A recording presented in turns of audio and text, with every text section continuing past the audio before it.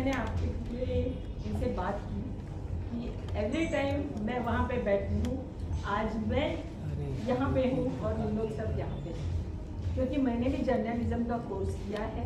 24 साल तक बॉम्बे दूरदर्शन पे मराठी न्यूज़ पढ़े हुए हैं और बहुत जगहों के इंटरव्यूज़ में करती हूँ। आज भी मेरा यूट्यूब चैनल है जिसमें सब सेलिब्रिटीज़ के इंटरव्यूज़ करती हूँ। उसको 3 साल कल ही पूरे हो गए, अब ये चौथा साल शुरू। अमृता फिल्म्स करता मेरा यूट्यूब चैनल है।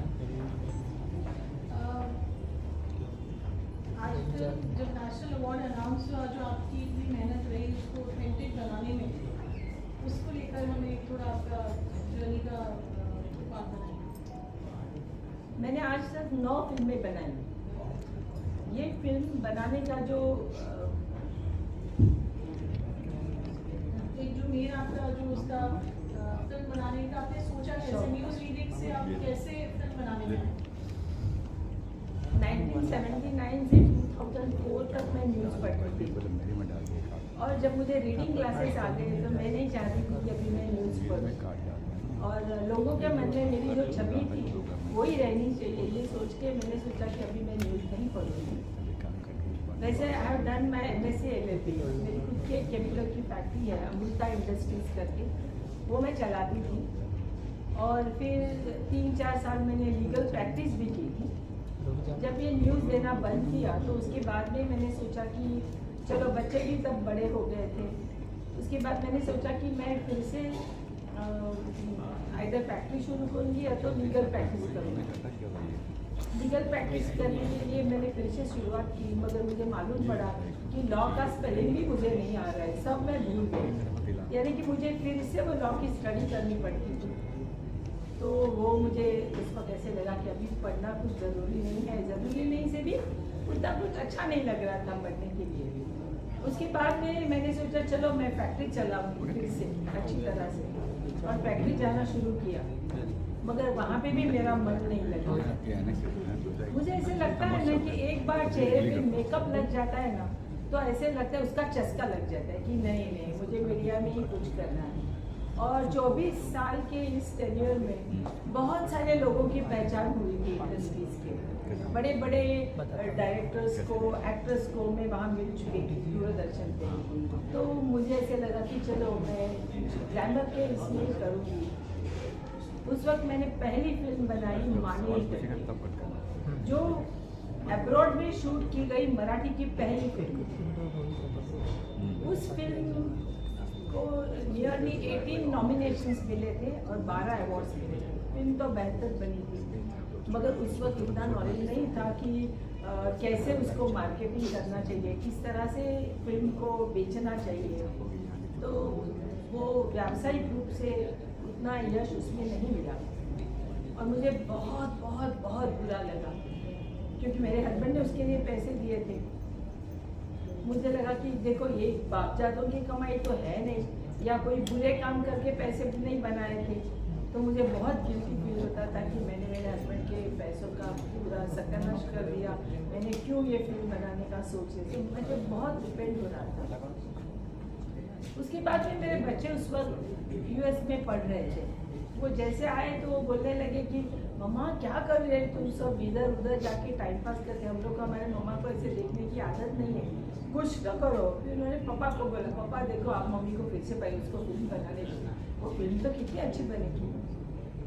तो मैंने बोला देखो नहीं, मेरा रॉन्ग डिसीजन था, मुझे जो लोग चाहिए थे वैसे लोग मिले नहीं ऐसा सब। तो मेरे हस्बैंड ने मुझे कहा कि देखो ये तुम्हारा डिसीजन रॉन्ग नहीं था, तुम अज्ञानी थी, तुमको मालूम नहीं है कि फिल्म कैसी बनानी चाहिए, तुम किसी ने भी बोला और तुमने फिल्म बनाई, तुम्हें ये ज्ञान नहीं था, तो उसके लिए पहले ज्ञान प्राप्त करो। तो मैंने फिल्म मेकिंग के जो छोटे छोटे कोर्सेज रहते हैं वो सारे कोर्सेज के, एडिटिंग, डबिंग, स्क्रिप्ट राइटिंग, सारे कोर्सेज के, कोई कोर्स 6 महीने का था, कोई 3 महीने का था, कोई साल भर का था। स्क्रिप्ट राइटिंग से लेके डायरेक्शन तक के सारे कोर्सेज मैंने किए। इनफैक्ट मैं तो बहुत लोग मुझे पूछते हैं कि अरे हमको भी फिल्म बनानी है, माझ्याकडे पैसे आहेत, मला पण फिल्म बनवायची है। तो मैं उनको बोलती हूँ आप ज़रूर बनाइए फिल्म, लेकिन वो बनाने से पहले फिल्म क्या चीज़ है और कैसे बनानी, उसका नॉलेज आप प्राप्त करो, उसके बाद में फिल्म बनाओ।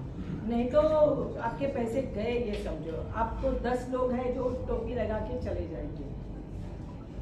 तो इस तरह से मैंने क्या सीखा वो देखने के लिए दूसरी फिल्म बनाई। दूसरी फिल्म आप मेरे को बोलो कब बोलना है तो मैं कम करूँ। कंटिन्यू। हाँ, तो मैंने दूसरी फिल्म बनाई वादड़ वारा सुफला करके, जो फिल्म मैंने 35 lakhs में बनाई। वो उसके डायरेक्टर थे चंद्रवदन करके, वो गुजराती डायरेक्टर थे। वो मेरे फादर के एज के थे। तो उन्होंने इतना भी हाथ में नहीं रखा, हर चीज़ मेरे को मैंने उनको एक ही शर्त दी थी, कुछ भी हो किसी को ये मालूम नहीं होना चाहिए कि मैं इस फिल्म की प्रोड्यूसर हूँ। मैं वहाँ पे काम करूँगी, बस ये आप ध्यान में रखो। नहीं तो सब लोग क्या होता है, प्रोड्यूसर है तो जी साहब मैडम आप बैठो। मेरे को एकदम, मैं स्टूडियो में झाड़ू भी लगा दी थी, फ्लैट भी देती थी, मगर लोगों को बात जो समझ में आता है वो समझ में आता ही, थोड़े दिन में सबको मालूम पड़ा ही गया। तो उन्होंने अच्छी तरह से हर चीज़ मेरे को बहुत अच्छी तरह से समझाई।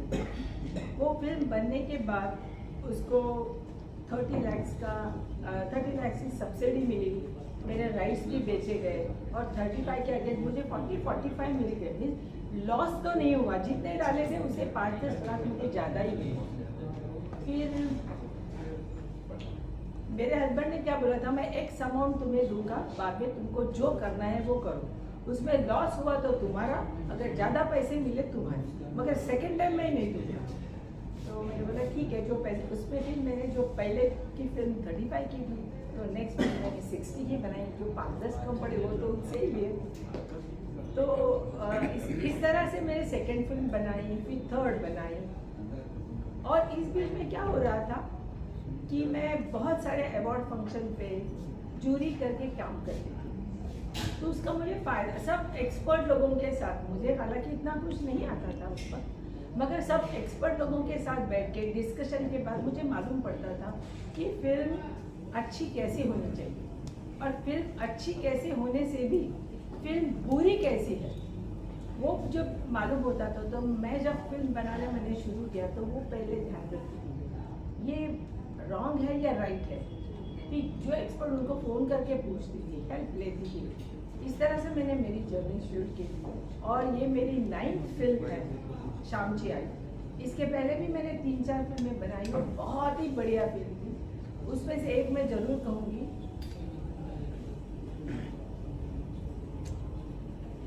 आरोही गोष्ट तिघांची।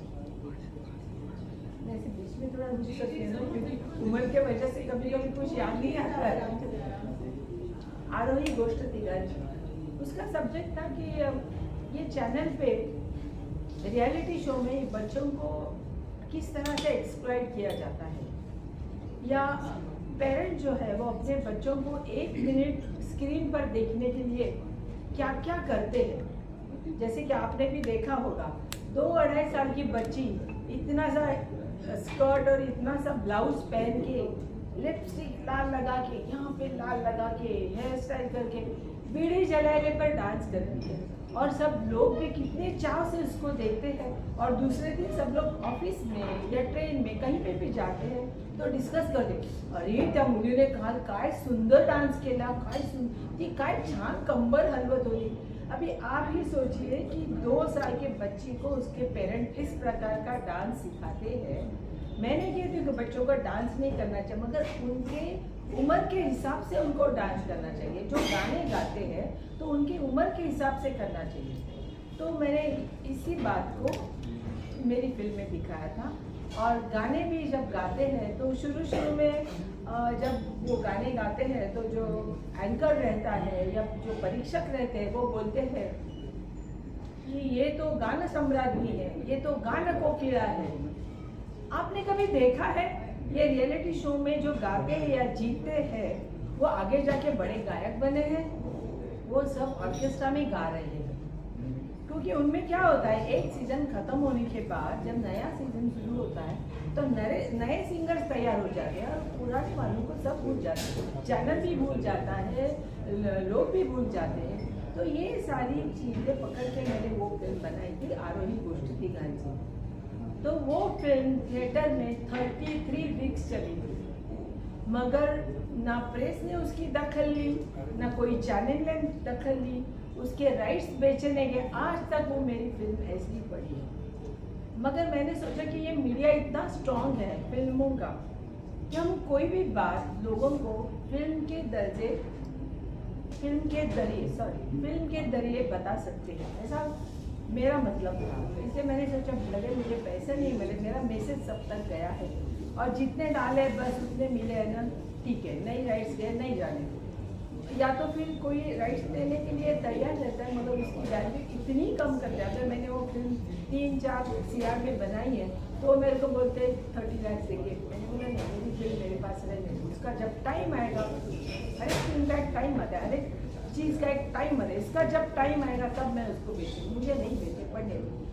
ये मैं इतना कॉन्फिडेंस से क्यों बोलती हूँ कि मुझे मालूम है मेरा घर मेरे कमाई से या फिल्मों के ऊपर नहीं चलता है, जो है वो है। तो मेरे को वो फिल्म, या ना तो मैंने कोई फिल्म बैंक से लोन लेके की है कि मुझे टेंशन है बैंक का, मुझे पैसा देना है, इसलिए मेरे सर पे कोई टेंशन नहीं था।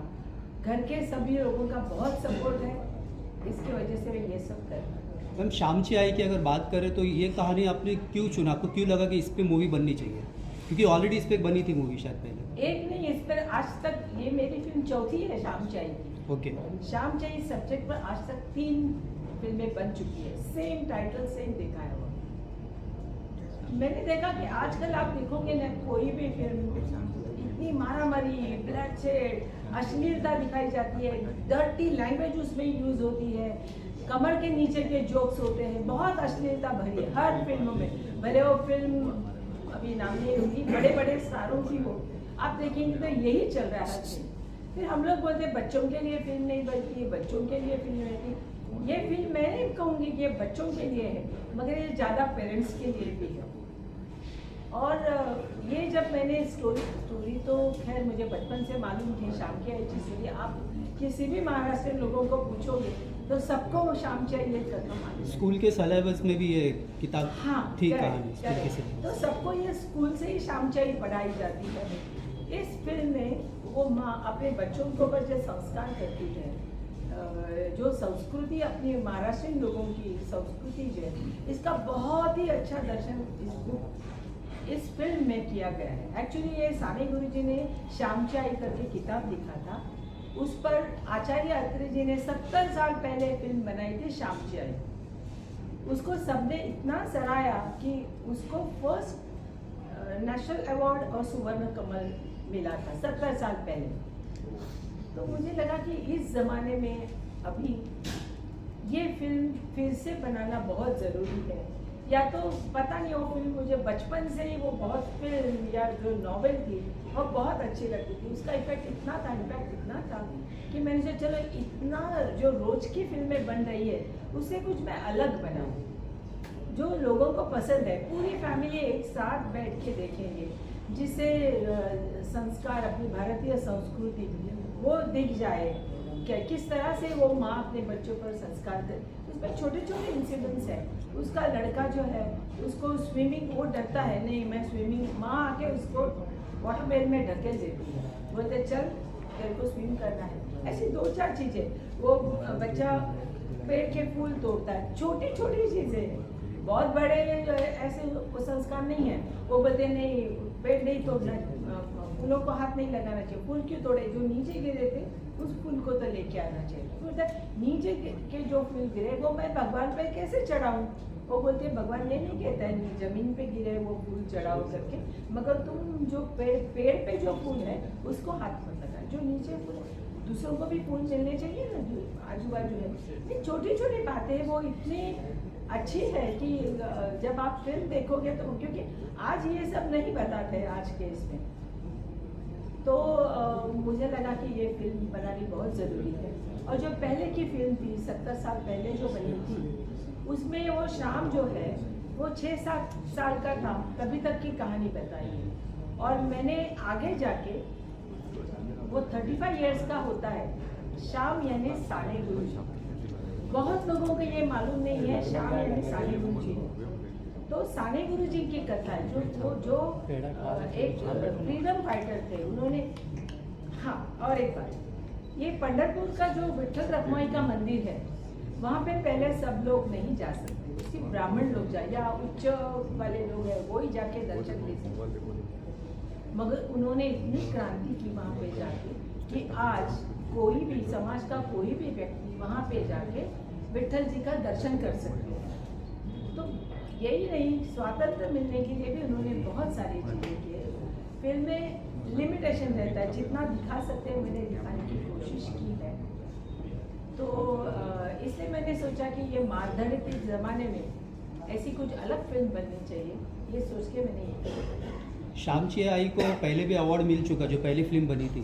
तो ये मूवी जब आपने बनाया तो आपने कभी सोचा था कि इसको भी नेशनल अवार्ड मिलेगा? फर्स्ट डे से मुझे मालूम था इसको नेशनल अवार्ड मिलेगा।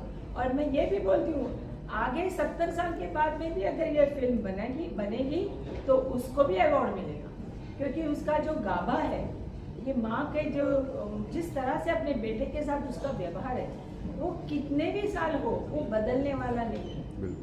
जैसे पहले के जमाने की माँ थी, अपने बच्चों को, आप खुद हर एक व्यक्ति यहाँ पे जो सोच के देखिए माँ के बारे में आपके क्या विचार है, आपके माँ के आपके बारे में क्या विचार है, वो कभी बदलेंगे?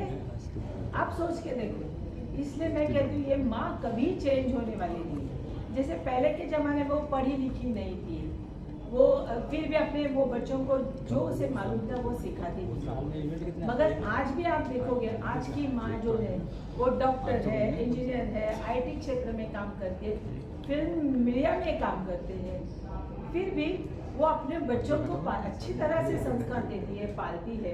ऐसे नहीं बोलती हूँ चलो मैं इतने पढ़ी हूँ, मैं क्यों देखूँ, मुझे नहीं चाहिए बच्चे, ये बच्चों को देखने दो, कोई भी देखे, ऐसे नहीं करती। वो अपने जॉब छोड़ के जितना टाइम उसे मिलता है उस टाइम में वो पूरा टाइम अपने बच्चे के लिए देती है। इसे माँ वो माँ है, उस वक्त की माँ हो या अभी की माँ हो या और आगे के ज़माने की माँ हो, उसमें कभी फर्क नहीं पड़ने वाला है। और दूसरी बात, आज की माँ की और एक खासियत है, वो पैसा भी कमाती है, तो अपने पूरे घर परिवार को हेल्प भी करती है। ये एक एडिशनल है आज के माँ का। शामची आई की बात की जाए तो आपका जो रिसर्च रहा है फिल्म को लेकर बहुत ज़्यादा है, आज आप जुड़ी रहे हैं, तो आपके पास में एक नॉलेज रही जिसको आपने अप्लाई किया इसमें और फिल्म नेशनल अवार्ड जीत गई। जो रिसर्च रहा है, जो ऑथेंटिसिटी रही है शामची आई जिसके लिए तारीफ हुई है फिल्म की, उसका पूरा बैकग्राउंड। जब ये फिल्म बनाने का ऐसे सोच लिया मैंने, तो पहले तो डायरेक्टर, तो मैंने सोचा मुझे रेगुलर डायरेक्टर नहीं चाहिए, तो मैंने फाइंड आउट किया कि सुजय डाहा के लिए इसका डायरेक्शन किया है। उसने मैं उसके साथ पहले भी काम कर चुकी हूँ, एक सीरियल बनाई थी, वेब सीरीज थी वो, उन्होंने उसका डायरेक्शन किया था। I was very happy with him कि वो अच्छी तरह से हो रहा है। तो मैंने सोचा कि ये सब्जेक्ट इतना संवेदनशील है और इतना सीरियसली हैंडल करना चाहिए, उसके लिए कोई नॉलेज वाला ही डायरेक्टर चाहिए। जैसे कोई भी 2-4 सीरियल कर लिया, और आजकल लोग कैसे करते हैं, 2-4 सीरियल कर लेते हैं और डायरेक्टर बन जाते हैं और बोलते हैं मैं ये सीरियल मैंने की है, ये करना है। तो मैंने सोचा मुझे ऐसा नहीं चाहिए, जिसको फिल्म का बैकग्राउंड ठीक तरह से मालूम हो। जैसे कि सुजय ने फिल्म मेकिंग का USA कोर्स भी किया हुआ था और उसे अच्छा नॉलेज है, मैं देख रही थी, तो मैंने उसको बोला कि इस पर फिल्म करनी है हमें।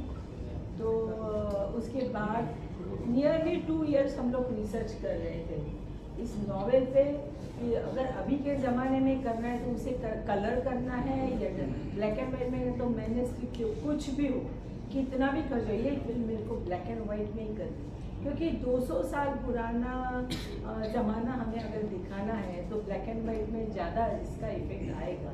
ये सोच के हमने वो ब्लैक एंड वाइट में बनाई। मगर अभी मुंबई में ब्लैक एंड वाइट का टेक्निक है नहीं, कलर ही करके उसको हम लोग ब्लैक एंड वाइट में एडजस्ट कर सकते हैं। तो मैंने बोला नहीं, जो टेक्निक ओरिजिनल है उसी में हम लोग ब्लैक एंड वाइट बनाएंगे। तो पूरे लेंसेज, कैमरा, वो सब हमने लंदन से मंगवाए और फिर पूरी फिल्म ब्लैक एंड वाइट बनाई। फिल्म बनाते वक्त 2-4 चीज़ें बहुत इम्पोर्टेंट थी। ये 200 साल पुराना घर, वो भी वो खोताची वाड़ी ऐसा बोलते हैं उसको, पुराने ज़माने में उसके फादर जो थे वो खोत थे, तो खोत यानी पैसे वाले लोग, तो उसका घर भी उतना अच्छा होना चाहिए फादर का शुरू में। तो वो घर ढूंढने के हम लोग नियरली 1 वीक तक पूरा लेखी करते रहे कोकण में। घर तो मिल रहे थे मगर हर घर में अभी फर्श लगी हुई थी, घर में टीवी, फैंसी लाइट्स आ गए थे हर एक के घर में, तो वो तो चलने वाला नहीं था। 200 साल पुराने घर में इलेक्ट्रिसिटी थी नहीं, कैंडल थी नहीं। तो फाइनली हमने एक घर ऐसा चूज़ कर लिया कि जहाँ पे मिट्टी की ज़मीन थी जो हमें चाहिए थी, फिर बाहर तुलसी वृंदावन हो, चूल्हा हो, जो चीज़ें वो सब थी, मगर उस घर में पूरे इलेक्ट्रिसिटी थी, सब वायर्स टंगी हुई थी।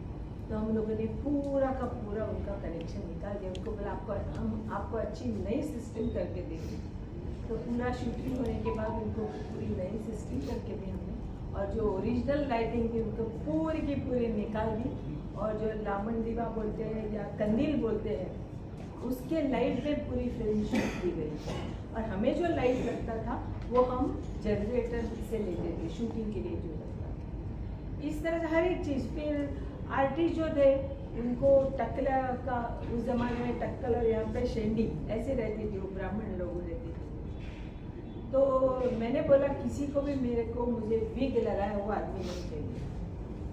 तो बड़े बड़े आर्टिस्ट थे, अगर उनको विग नहीं लगाएंगे, शेव करेंगे तो उनको दूसरे सीरियल में काम करते, दूसरी फिल्मों में काम करते थे, उनको दिक्कत आती थी फिर से वो रोल करने में।